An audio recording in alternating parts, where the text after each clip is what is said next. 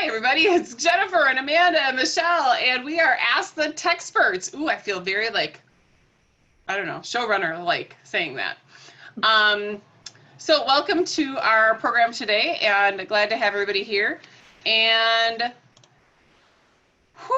where do we want to go, kids? Why don't we do, who we all are. I'm Jennifer with Excel and Flourish, and we are, Microsoft trainers and tech nerds and that kind of fun stuff. Amanda and Michelle, you want to talk about Tech Lab? Sure. So Jennifer owns Excel and Flourish, and it's been around since 2012, and she is a certified trainer as well. So I have been part of Tech Lab since 2013. We are an IT firm based out of Wauwatosa. We can help with your computer needs, your servers, your Wi-Fi, internet, networking, all sorts of that techie stuff. We'd be happy to help you. I'm the director of operations. I do business development, sales, and marketing with the company. And we also have Michelle, and Michelle has been around with Tech Lab for just over a year. She is a project coordinator, and Michelle also helps me with sales and marketing, and is our fancy PhD in the office. So we'll have today we're going to be talking about demoing on your phone. Several of our people before had asked us, how do you demo on your phone? That's so cool. So we're going to show you how to do that. We're hoping to show you with an Android phone and with an iPhone. So we do have a question quick for you guys on that.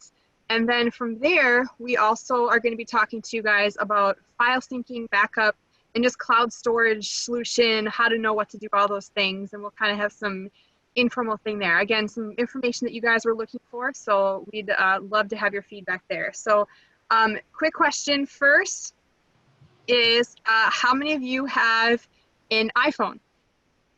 Any hands? 3 participants there. Okay, so how many have Android? I would assume everybody else. Okay, so we're half and half, which is pretty accurate. I can see that as well, and I would assume that that's pretty much what national average is, maybe a little bit heavier on the iPhone side. So Jennifer's going to take away, and she's going to show us how to do it on the Android side, and Michelle's going to back us up with showing us how to do it on the iPhone. Fabulous. So the question came up actually, I think last week, when literally I was able to zoom in on my phone and do screen sharing directly from my phone, which was pretty cool. But there's also times where I might not be in Zoom and I still want to show some stuff from my phone.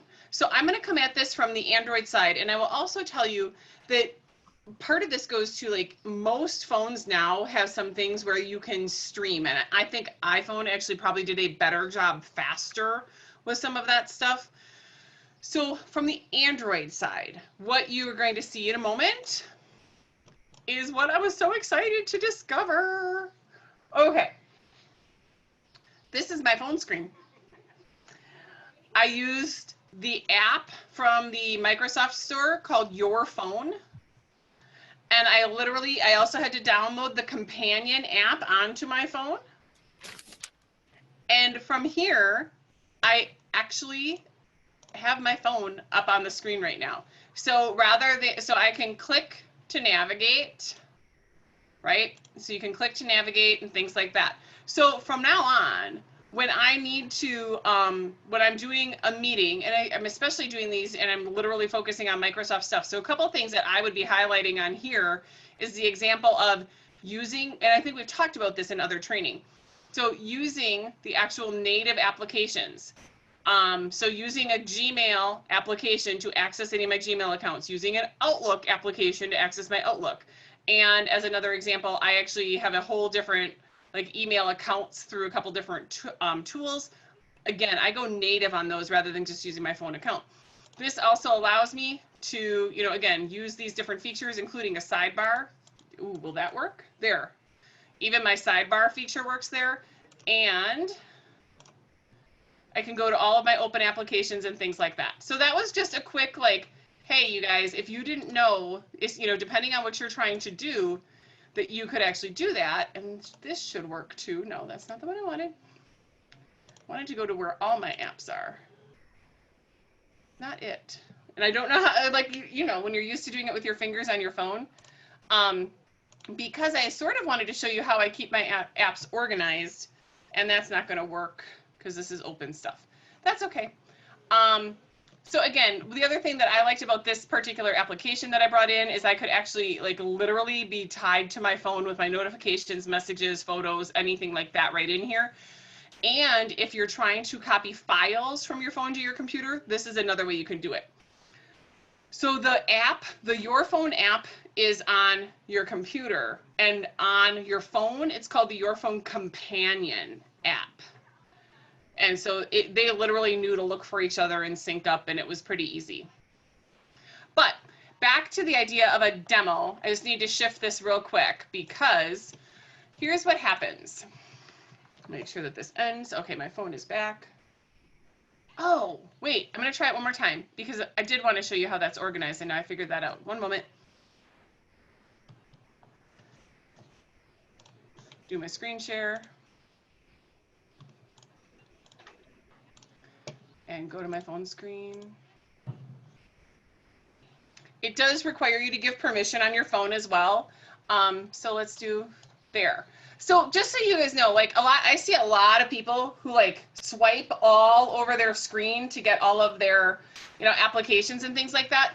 I do not. This is my only screen where all my applications land because I am a non-swiper. I need folders to keep that stuff organized. So if you've never done it, all you need to do is drag one of these icons on top of another, and that's what creates a folder. And then you can rename that folder and stuff. So you literally can put anything and organize it and then I always think about it like a computer. And so I don't want to have to scroll around. So was that helpful for anybody? I know not everybody on the phone is Droid users, but okay. So the last part of this is. Michelle said the same. It works the same way in an iPhone, making folders. Thank you. That's helpful. Love it. So I'm going to be joining Zoom from my phone so you can see what this looks like. But I actually had to take pictures of it because I won't be able to show you this part on my phone quite as easily while I'm joining it. So come back here. Okay, so this first one when I join, you guys would all have this. If you were joining from your phone,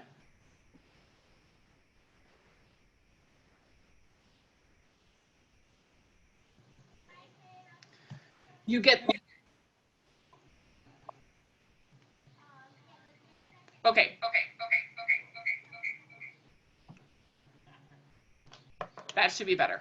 Okay, so you get this first screen here, right? Like, to join the call or whatever. But this second one is what happens when you hit share. So right down at the bottom, you get that option to share. And then you can do, starting to share. And you get this list of all these different things you can share. So one option, I'm going to share a whiteboard real quick. And let me so the whiteboard gives you the option to edit and then like literally can start drawing all sorts of things on the whiteboard. Again, I don't love that on a phone necessarily, but it's a tool, it's an option. Jennifer, can I take a step back? Because I don't have Zoom on my phone. Is that the first place that you start, is installing the app Zoom on your phone and then you connect in that way? Yes. Okay. Yep. And I will say, as part of my Zoom best practices, the first step is download Zoom on your computer and on your phone, because if you're supposed to be in a meeting or an interview or something and one of your tech isn't working, having it on the other, it's not like the best interface on your phone. There's some things that aren't quite there, but they do keep improving it as well. Okay. So as you kind of saw in that picture, I could share photos. So you could bring up a photo album, you can share documents, you can share a website. But for me, the easiest thing is to just share the screen. And once again, now I can go in and I can navigate to any of my different things on here, move around, whatever that is, and have that screen. And now the other thing that we're doing here, the differences between what I did before, your screen sharing and this can be recorded. So if Angela were to say, Jennifer, I know you can do this thing on your mobile device. Can you just do a quick video to show me? Loom is one option for that. But another one is to jump right here in Zoom. So it might be useful. So any questions, because then we'll jump into Michelle doing the same type of demo from her iPhone. Any questions on what I've done so far? Nope. So you downloaded Zoom and then you entered your information to just log in just like you would on a computer. And Yep. then from there you join the meeting and you could share your information. Exactly. And now I've stopped sharing. And there we go. Michelle, are you able to hit the share button on your iPhone? Hold on a second. No problem. Oh, she's on both. Okay. Now I think I can do it. And just turn your volume down on your phone and then it'll sound better. Yes. This happened in another meeting, Michelle. It'll be okay. Now I think I fixed it now. You shouldn't be There you getting go. echoes on me anymore.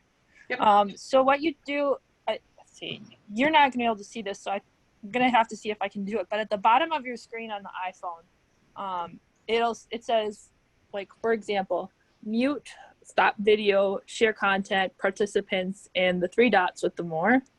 So I'm gonna click share content.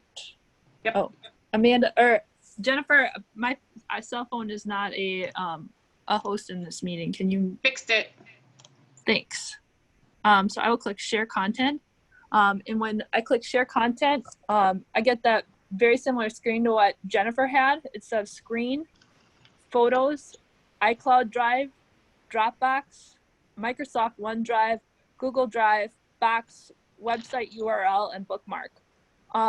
When you're sharing a screen on the computer, I've never seen it that you can choose the particular app the way that you can on the computer. Right. You just have to go with exactly the you just have to go with the share the screen for the most part. So I'm going to click screen. And when you click screen, it says screen broadcast, and then it'll say Zoom. I think I've seen it say other stuff first, but I just always go with Zoom and then click start broadcast.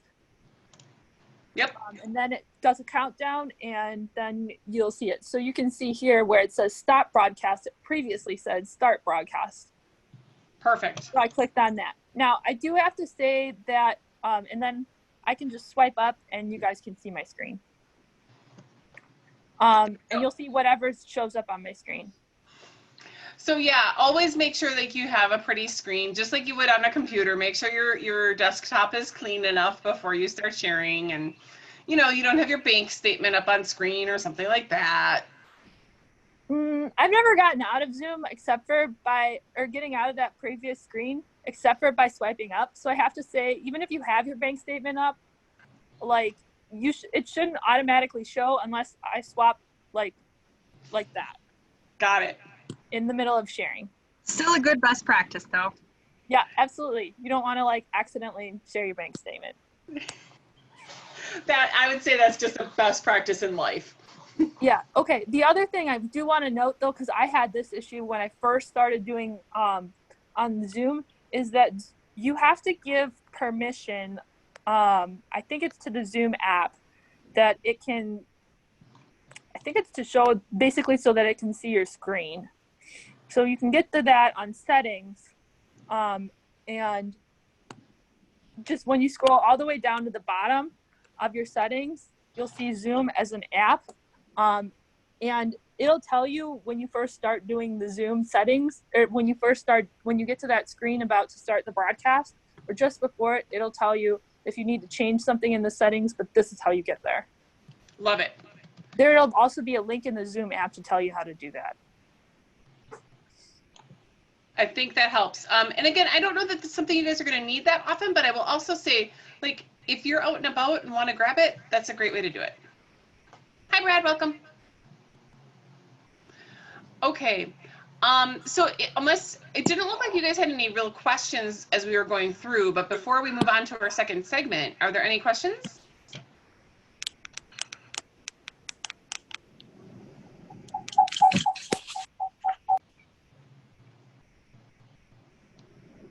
All right, seeing none, I am going to disconnect my external other device. And think we're going to have Amanda and Michelle take it away on cloud storage and backup and fun stuff like that. Super fun stuff. Okay. So last week we were asking you guys, or last time that we did this, what kind of areas you still were interested in. And a lot of people were saying, how do I know how much backup I need, how much space I need, and all of those kind of areas. So we said, all right, let's explain it to you. So I am going to share screen, and the first thing I want to share with you guys is figuring out how much space you actually have and need. So one moment. Okay. And if you guys have questions about this, about the topic of cloud storage and backup and stuff like that as we're going, please feel free to drop that in the chat. All right. So what I have here is I have your File Explorer window that's up, and it shows you all the different drives that are available on your computer. So the first question is, how do I know how much space I have and how much space I need to back things up? So to find that information, you can go to your File Explorer on the bottom of your screen, and then you can click on this PC, and then it's going to show you all your drives and your folders and all of that. So the C drive shows you that I have 98.8 gigabytes free of a total of 231 gigabytes. So I would need to have an external space of at least 235 gigabytes or 31 gigabytes in order to be able to back everything up that has the full capacity. Now, if I only want to back up the things that are currently being used, I would need at least 100 gigabytes to back up everything that is currently on my C drive. Now, that's my whole C drive, so I wouldn't have to necessarily back any of that up. I'm going to click on the Documents folder, and I'm going to right-click on it, and then I'm going to go to Properties, and that is telling me that I have used 9.69 megabytes of that space. So like less than a gigabyte is what's currently on my Documents section right now. We can't see that Properties section. See that? Okay. All right, well, I had to right click on it and then go to Properties, and then another window pops up. And then when that property shows up, it shows you how much space is being used in that particular folder. So if you want to see how much space is in like your pictures folder, which I honestly don't have any pictures on this thing. If I do, it's very small. I'm right clicking, and then you go down to Properties, and then you should have another screen pop up. It's just you guys can't see it, and so it'll tell you how big it is. But honestly, I don't think I have anything in it. Yep, it's the blank whatever. So, but I know on my personal one I do. Right before this, my kids were asking me to see pictures of themselves, so I was pulling up pictures on my computer and showing them. So you can see how big certain files are, or you can see how big a whole drive is, and that's how you would do it there. Okay. All right, so I'm going to stop sharing this, and then I'm going to share with you guys. Does anyone have questions on how to do what I just did? Nope. Okay. All right, so now I'm going to share with you guys some other information that you were asking, and let's see if I can make that bigger and start from beginning. There we go. All right, are you good? Can you see that, Michelle? Okay, perfect. Okay, so the first thing you need to do is, as you're figuring out what do I back up, you got to think about what is your purpose. Like, this is question number 6, and it's a little out of order, but I'm just going to say, what files are important to you? Are your pictures important? Are your documents important? Is your music important? Is your movies important? You know, which of the things that you have are important to you that if you lost them, you would be sad or angry or whatever it is. So think about what's important to you first. And then once you figure out what you want to have backed up based on what's important to you, then you can go in and use the tip I just showed you how to figure out how big those files are. And then you can figure out how much space you need to be able to back it up, okay? So in general, proper backup requires a decent amount of space, a larger space than you currently have. And then you also need to think about backup and syncing, and I'll briefly go over that a little bit, the difference between the two. But so first you need to talk about, again, how big is the data that you're storing? So find that file. If you need help finding it again, we'd be happy to remote in and help you be like, okay, that's this big. But I did also just show you how to do it. You right click on it, you go to properties, you see how big it is. And then also think about how secure do you need it to be? How portable do you need it to be? You know, do you only want it on your laptop? Do you want it on a USB drive? Do you want it on an external drive? You know, think about how portable you want it to be. And then other things are, do you have internet on what you're going to be doing with it? And what kind of speed is that internet going to be? Maybe you're going to a place that has really garbagey internet. You know, the North Woods in Wisconsin is definitely known for that. And so while we like it up there, it's not the best and most reliable internet necessarily. So think about that. And then also think about how you should have your files backed up in multiple ways, okay? So for the multiple ways, one thing we heard is 3-2-1 for backups. So you would have 3 backups on 2 types of media, and one of those should be offsite. It's kind of a general little rule to help you think of it, and it actually works out really well. Like, you could have one on the cloud, maybe one on an external drive, maybe even just one on your computer. And then maybe offsite could be at another office, maybe a vacation home, somebody else's office. I mean, there's lots of opportunities there. And then 2 types of media, again, they could be like cloud and an external drive or USB or anything like that. Okay, and oops, go back. Sorry, I need to minimize something so I can pull something else up. Okay, so syncing versus backup. So backing up means that you're gonna manually or automatically copy your files from one location to another using one physical drive to another, although it can also be online. So you're physically gonna take your files on your computer and you're gonna move them onto another location, like an external drive, a USB drive, anything like that. So that's what backing up means. Syncing is that you're going to copy those folders, or so that the 2 locations have identical sets of files on them. So if you, like when we are copying computers for our clients, we want to make sure that they're synced so that the old computer and the new computer have the exact same set of files on them so that nothing is missing. So that's kind of what the difference is. Backing up is moving them from one location to another. Syncing is making sure that they're the same across all devices. So that's the general thing. Syncing is that you have the same information on your iPhone and your iPad, and you could have the same information on your phone, is on your laptop, is on your desktop. So that's syncing, having the same type of files. Backing up is copying those files to another location. Okay, I hope that makes sense there. All right, so I'm gonna go back to this. All right, it says I'm Zoom slideshow. There we go. Okay, so we have different options that you can use for your backup. You can use a USB drive. They come in all sorts of sizes, and I'll talk about that. Or an external drive. Again, they come in all sorts of sizes. It's usually, I didn't bring one down here with me, but it's usually like a little black box, and you can put a bunch of information on that. You can use a server, or you could use the cloud, which has lots of different options as well. One thing to note is that your email, a lot of times we think that they are being backed up, but it may not be. So just kind of keep that in mind, especially for your email, just something to note.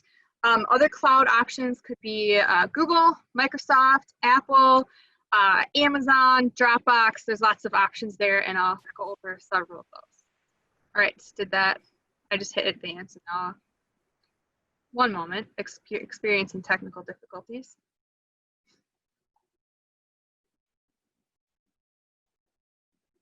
Okay, I guess I just have to click. Okay, so the USB drive, it can be great for file storage and it can be great for backups. It's not necessarily going to be helpful when you're trying to sync or we're trying to collaborate. It's just an individual, one-person kind of thing.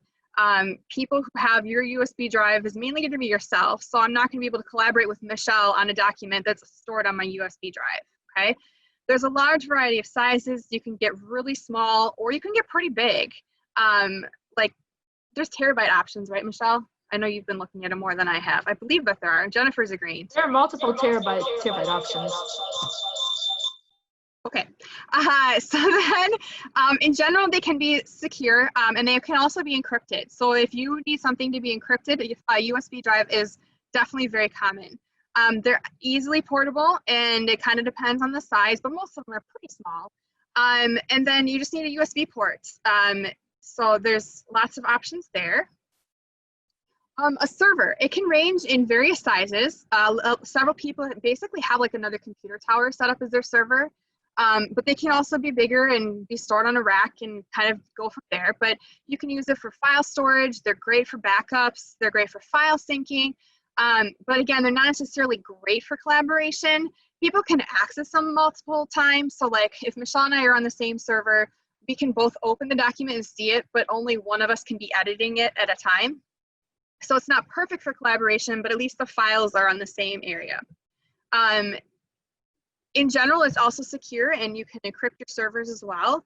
It's not really portable, but the devices that are connected to the server can be portable if needed. Again, if you want to use your laptop and get the files from it, there's ways to connect into your server to collect the files and work what you need to do. And so you can be portable even though you're not taking your server with you. You do need internet in order to connect into that, so something to be aware of there. All right. Google has this awesome feature called Google Drive. It's great for file storage. It's great for file collaboration. It's great for syncing, but it's not necessarily great for backups, although it can be a backup source. So I can have my files located locally on my laptop, and then I can sync them up on Google Drive. So I have 2 copies of my documents as well. What Google offers you is 15 gigabytes free, but you have an opportunity to buy more. I think it goes up to 100 gigabytes for a couple bucks a month is what it comes down to. Yes, Jennifer. And I think those are just for regular like Gmail accounts where if you're a G Suite customer, we only were looking up like the easiest, freest kind of thing. So that's an excellent point. Thank you for bringing that to our attention. Okay.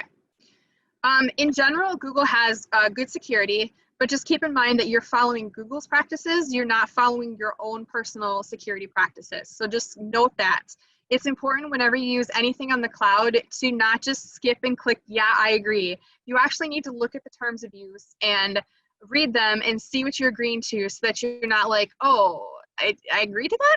Yeah, you did. So Google Drive is very portable. I love being able to use it on my phone, logging into it on my tablet, logging into it on my laptop, and just being able to access it anywhere. That's one of the huge advantages that Google Drive has. In addition to that, I would definitely agree that it's huge for collaboration. I love that I can have myself and my team members looking at the exact same document. We can edit it at any time together. You can see where the other person is, and so that's huge there too. In general, it does need the internet, but you can, there's an option to work offline, and so you can like pre-download things, or if you don't have a connection, it can ask you, hey, do you want to work offline? And then it will resync back up when you're back online.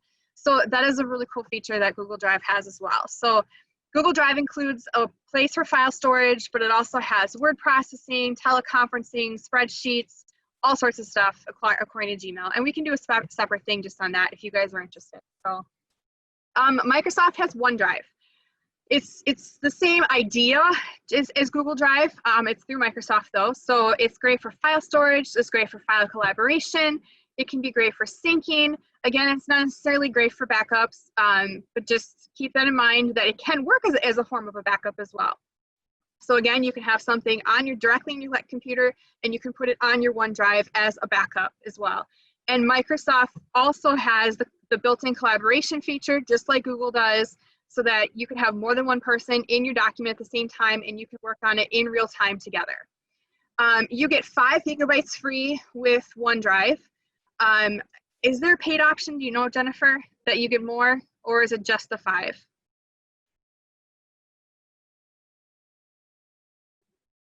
There you go. Okay, sorry. I'm going to go to when you're using like a Hotmail account or a Outlook.com, or I don't remember what their other ones were at whatever point. What we're talking about right now is what is the free option. Then when you are a subscriber to Office 365, I think it's like it's a lot. Let's just say it that way. I thought it was 500 gig with the option to go bigger if needed. Wow, you have that much space. I did not realize that. That's awesome. Okay. Okay, so again, this is very portable. Again, you can use it right on your phone. Jennifer has shown us how to do that, which has been awesome. And you do, again, need the internet, but it can be preloaded on a Windows computer. And again, you can have it on your computer, you can have it on your phone, you can have it on your tablet, anything that way. And it also includes, you know, documents for word processing. You have the team so that you can do telecommunication. It's got the Excel, all sorts of awesome programs that way too. So again, we're talking mainly free, but there are lots of options, especially if you do the paid version and do Office 365. So, okay, then for those of you who are Apple users, iCloud, Apple has a program called iCloud. It's built in. It is great for backups. It can be very difficult for file collaboration though. It's kind of more of a file storage and syncing opportunity. And so the syncing, again, is so that it's going to make so that your iPhone, your iPad, and your Mac computer all have the same information synced across them. So that's more of the purpose of it, is a backup opportunity, and so that you have syncing of the same information across all of your devices. You get 100 gigabytes free, but again, you can choose to pay for more. Security, again, it's pretty good security, but it's not yours. And again, think of the terms that you're agreeing to. It's very portable. It can be on any devices. It does require internet, and it's pretty difficult, I would say almost near impossible to use on a non-Apple device. It's just not built in, and it's not supported. So just flat out. But it does have a photo application and a music application. Google does as well. But then it's kind of just built in. The iPhoto and iTunes are built right into it too. So that's all backed up and synced and all of that kind of fun stuff. So other options include Dropbox. You get 2 gigabytes free. And then if you kind of like, I'm going to call it play their little game, and you like add people and you do a couple other things, they kind of slowly give you a little bit more free data or free storage so that you can share things with other people. Brad yes. Herta is mentioning that anything that you put on Dropbox, it belongs to Dropbox. So that's really good to know. Okay, that is definitely good to know. And again, people don't realize that as well. So yeah, and I learned that from my CPA saying, hey, you know, you don't own these files when we transfer this way. Are you good with that? Or would you like to do a different methodology of transferring files? I'm like, you know, 99% of the data that we're sharing is probably already out there somewhere. So we'll just keep it easy and just do what we're continuing to do. So through Dropbox? Yeah. Okay. But that's a good information to know too. I know that with our server, we have it set so that we can share data with our clients if we needed. And so that's an option that a server can provide you as well, so that you can do some file sharing and some, you know, sharing between your CPA and stuff, and it's more secure and it's not owned by other people. So just kind of know that. But thank you. That's good information, Brad. So Amazon Drive, or Amazon also has an option on it, and it gives you free photo storage if you're a Prime user, an additional 5 gigabytes. You could pay for more. Again, you can back up your movies and your photos and any of that kind of stuff. So something that's kind of underutilized and not discussed very often is just that Amazon does have an option for cloud storage as well. Okay, so we've been talking about this, but just because it's on the internet, it may be less secure than if you have it yourself and are hosting it personally. Again, it's not owned by you, but in general, it is a good solution, especially for the long term. It may not be a good solution for the long term, although it can be a good solution for now. Just know that what you're accepting, what you're agreeing. And if you're not doing backups and that's your only backup, just kind of keep that in mind as well, especially if you would happen to get locked out of it. So it might be difficult to use if you don't have reliable, steady internet, or if you don't have access to the internet at all. But just, again, it's there, and there are ways to kind of work around it depending how you're going to use it. So we do recommend backing up your files even on the cloud if it is important to you. So don't just put them on the cloud. We suggest that you have them locally as well, or on an external drive, or work with another company as well to kind of get them backed up off their site as well. Keep in mind the size of your storage. So keep inside the size that you need in order to back up, and then the size that you're backing up onto. So if you have 25 gigabytes of stuff, it's not going to fit on a 16 gigabyte USB drive. So just kind of keep an eye on that. And as you continue to add things and update things, keep an eye on the amount of space that you're using and the amount of space that you have. Sometimes people just kind of fill up their computer and don't realize it. And so that's something to keep in mind. Having multiple copies and multiple locations for anything is always important. It's helpful to label the copies so that you can look at it when you're find them 5 years later and you're like, what is this? That is a helpful thing to do there. And then every once in a while, it's helpful to look at those copies as well. All right, so I want to say that because I found out that one time that my USB drive that I'd been using to back up all my files broke, and I didn't have a second copy of my USB drive that was storing all my files, and so I was a very sad person. And it was old. I will admit it was old. So. Well, and I think there's some things too, like those little USBs. I mean, I don't know, again, there's a different age, you know, for everybody in here that when we started using this, but those USBs used to back up like 256 meg, right? So like 4 of those would equal 1 gig. Now you can get those that are, how many, Brad? How many you got? We can't hear you. 32 gig?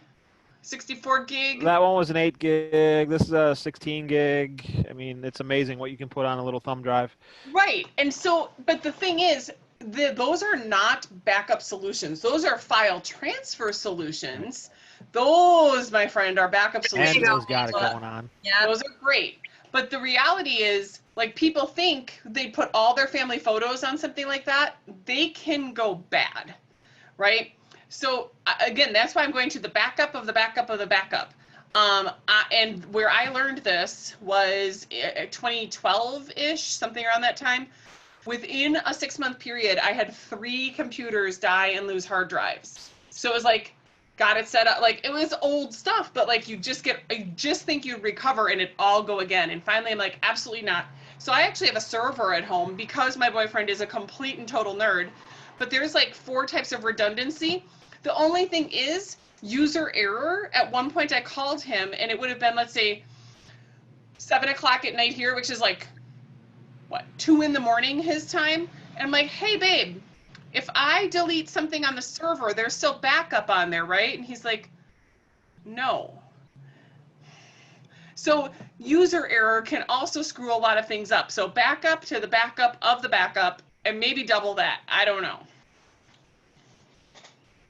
Ooh, Cody says you can get 2 terabyte USB storage devices. Yeah, I mean, there's a lot of good stuff out there, and it's, you know, how much time can you afford? How much can you afford to lose, right? So like Brad, you asked like how frequently.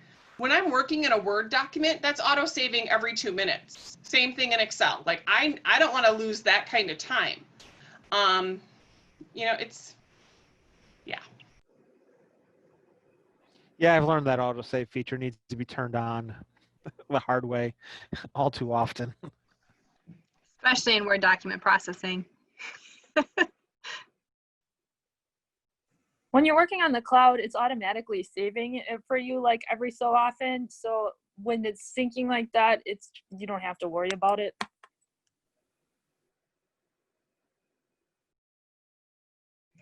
Does anyone have any other questions? I see that you guys are pretty active in sharing your information, so that's exciting. So thank you for sharing your experiences.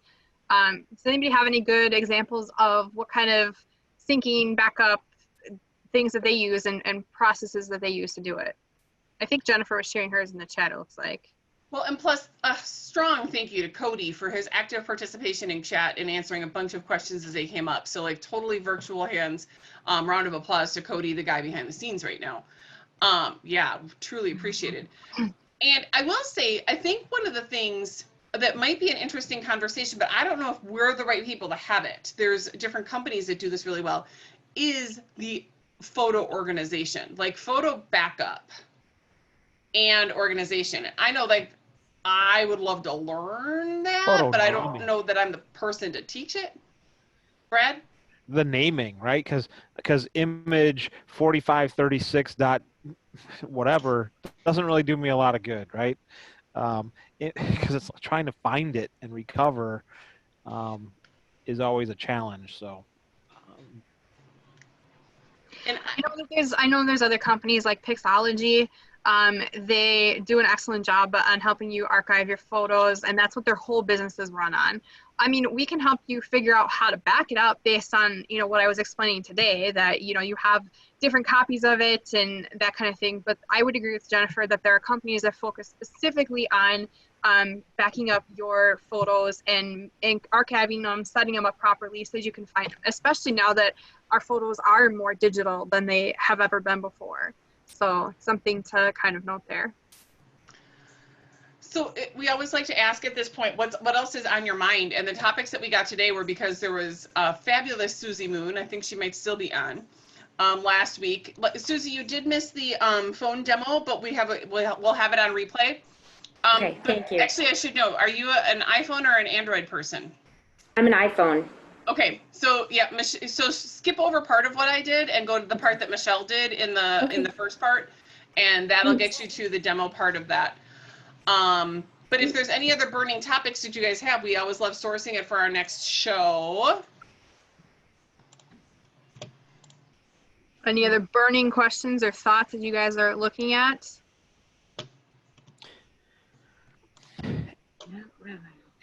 Yeah, it comes down to that frequency piece, you know, and the time it takes to do that, right? Because if you're taking, you know, 200 gigs of data that you're going to do a cloud transfer to, and then to another hard drive, portable hard drive, etc. I mean, what's that time to be able the time to take the backup is what? When right? you're At least, sleeping, right? Like you want it to run automatically, but I don't want to have to manually do it and have to manually remember to do it. That's the same thing with my antivirus. That's why I got TechLab to run all my antivirus stuff for me. Amanda, do you guys do a backup service too? We didn't even talk about that really. Yeah, we have a backup service. So we can come in and we can set your computer up to back up to either an external drive or off sync to our servers. And so if you want us to come in and just set it up for you, we can do an hourly rate with that. Or if you want us to like connect your let's just say your server to our server, we do offer a backup service of 20 cents per gigabyte per month. So it just kind of depends how much you are, and we can make it seamless too, so that, you know, we go in, set it up, and it's done. Yeah, you're right. Some of the bigger stuff, Brad, it does take hours to back up. But then usually once it's backed up, then it just kind of does that. Can't think of what the right words are, but Thanks. does it just do the comparison then as to, hey, this file was used, I'm going to pick this one versus. Yes. Okay, so the routine backup then becomes less and less painful. Correct. And when we kind of set that so that we set it up after your business hours as well, so that it's not going to hit your network hard while you're running things. So thanks to Cody for that. And that is how we make our backups work, so that, you know, if your office closes at 6, okay, we'll have your backup start at 7 p.m. Or really, we usually do it more overnight, so that it's at 1 a.m. when no one's on it, then it's going to back up that way too. And that's how we run things there, so it doesn't bring you down or slow you down in that way. And is it able, so would you have to adjust your laptop's sleeping features, et cetera, for that to take place, or will the backup happen while a machine is sleeping? It would need to be on. And we can walk you through that too, about how it needs to be on. Or again, is it just your laptop? Or are you using a different, you know, setup? Just a laptop. Just a laptop. Then it would need to be on. So maybe in like a 8 or 9 p.m. or an 11 p.m. would be smarter backup for you. Gotcha. Okay. Thank you. Yep. Can I ask one question? Go ahead. I'm Mary Jo with Creative Solutions. So I have MacBook Pro, and all the pictures, everything syncs, all my Apple products. Yep. I have like 28,000 pictures. I take a lot of pictures and I can reference them right away, so I don't need help with that. How would you suggest I back them up? When I just do my regular backups, is it backing up the pictures too, or do I have to do that separate?